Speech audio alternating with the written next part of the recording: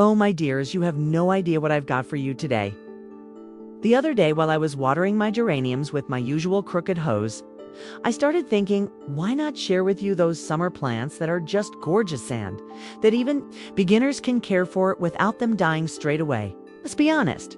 Not all of us have the time or desire to fuss over delicate plants that get offended if you don't serenade them at dawn.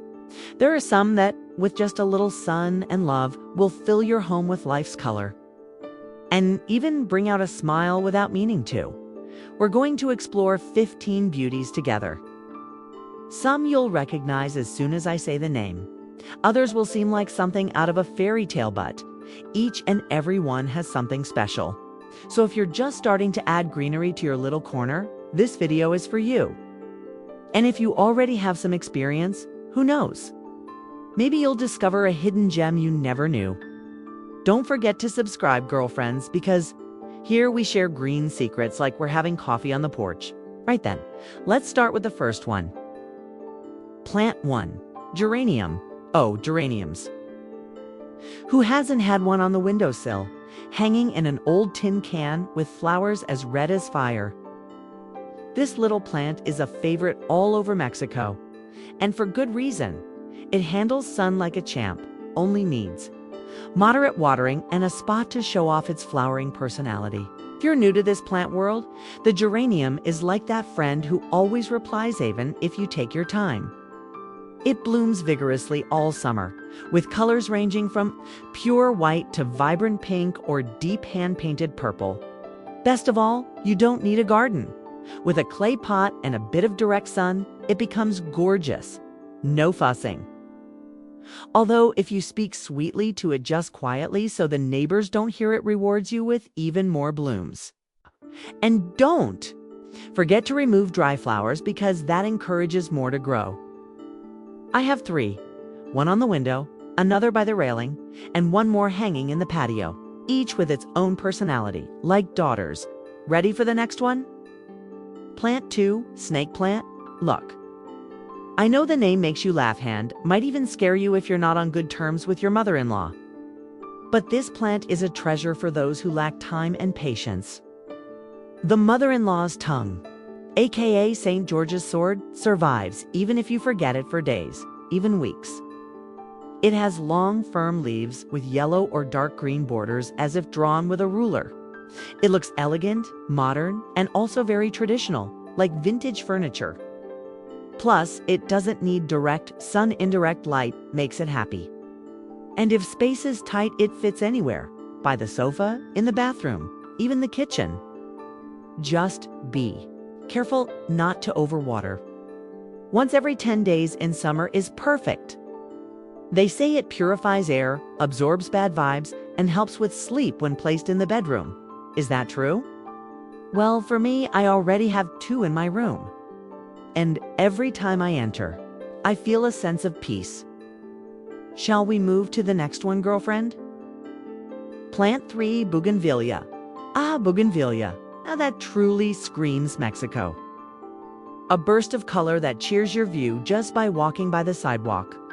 And although many think it's tricky, it's actually marvelous for beginners as long as you have a sunny spot, it loves heat, and the more direct sunlight it gets, the more bracts it gives you.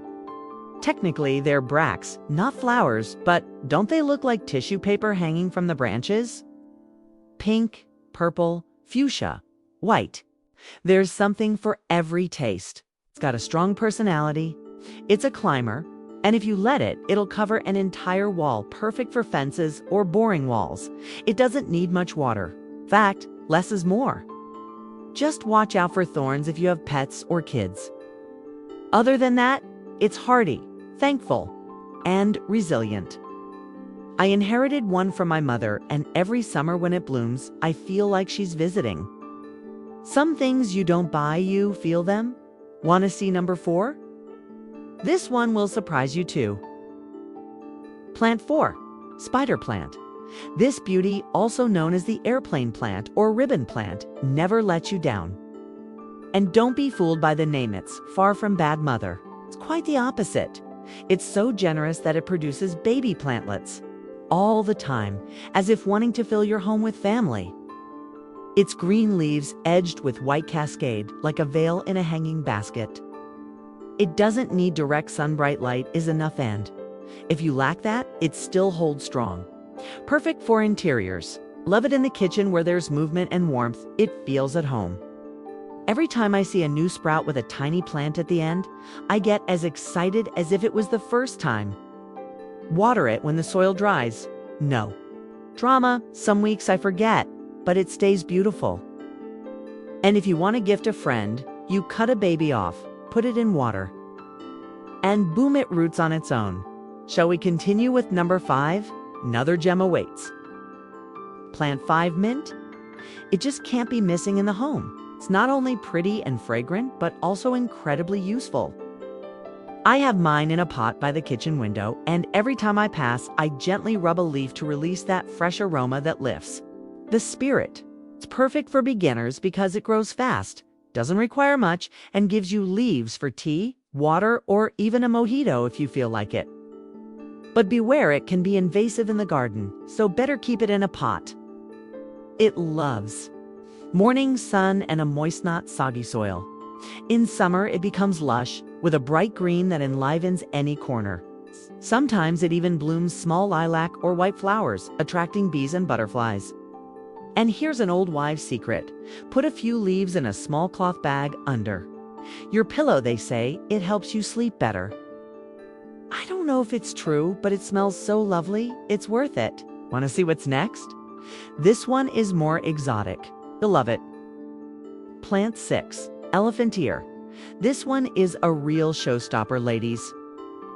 The elephant ear, as we call it here, has leaves so large they look like fans from another world. It's tropical, exotic, and elegant one that makes guests ask, what's that? Although it seems delicate, it's quite hardy if you give it the care it needs. Partial shade, consistent humidity, and warmth. No direct sunlight burns easily, like fair skin at midday. I love placing mine in a special corner of the patio, under the lemon tree's shade. I water it regularly in summer, careful not to swamp the soil.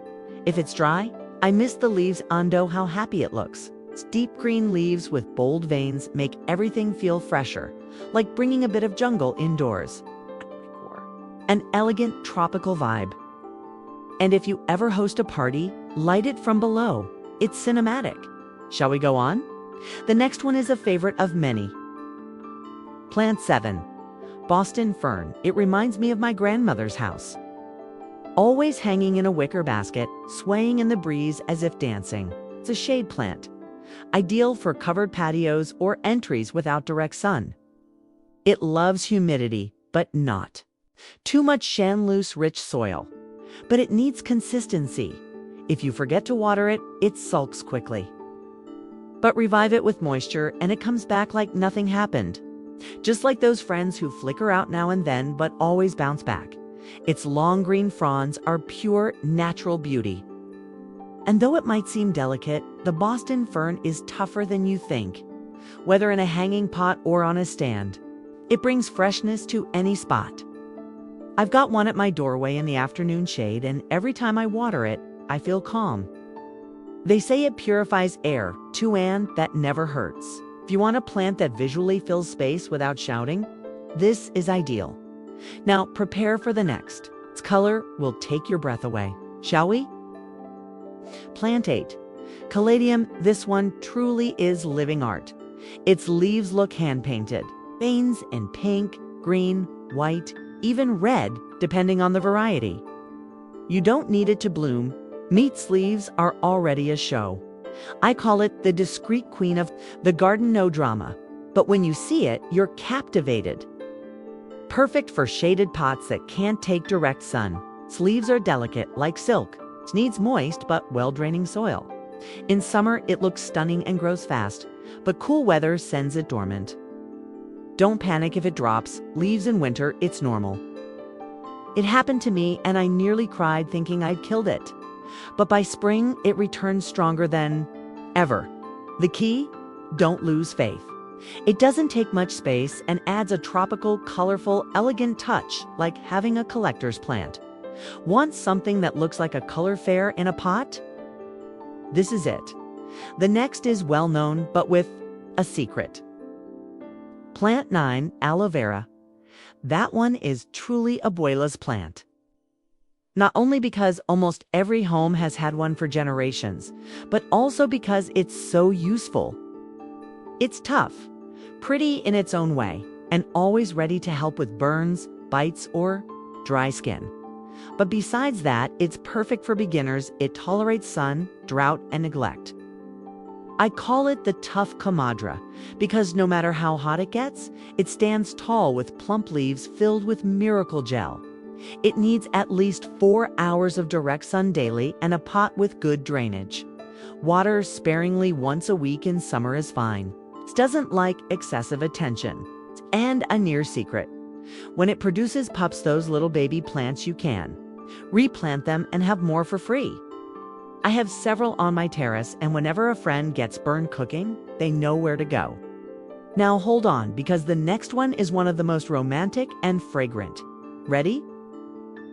Plant 10, jasmine. My dear ones, if you've ever felt that summer smells like memories, there was surely jasmine nearby. It's delicate looking yet strongly scented plant, caresses the soul without asking much. Its small white flowers fill the air with perfume that feels like another time when our moms brushed our hair in the yard at dusk. And the best part, you don't need to be expert to care for it. Jasmine loves sun, but not the harsh kind. It prefers morning or evening light and somewhere to climb, a rail, balcony, or tall pot with a support. It needs regular watering in summer. Likes to stay hydrated but not soggy. Care for it well and you'll get blooms almost all summer. I have mine beside my bedroom, and at night, with the window open, the scent drifts in. Like a gentle caress before sleeping. It's perfect for those seeking more than beauty, seeking emotion. Ready for number 11. This one is unusual but catches you at first glance. Plant 11, croton. Now hold on, because croton is no ordinary plant. It dresses up every day. Its leaves are thick, shiny, and colored from green to yellow, orange to fiery red like frozen flames. It's not something you overlook. It's ideal for an entryway or near a well-lit window. It likes filtered sun. Direct rays can burn it, while too little light dulls its colors. Croton is perfect for beginners wanting something bold. It asks for moderate watering, good soil, and stability. I'll move it around or it'll sulk and drop leaves. I have mine in a large clay pot. Each time I wipe its leaves with a damp cloth, it seems to come alive. Even my granddaughters are mesmerized, saying it looks magical. And it lives long with care. Let me tell you, when it starts sprouting new, colorful leaves, it brings a joy you can't explain. Should we continue? The next one is so simple it seems unbelievable. Plant 12, pothos.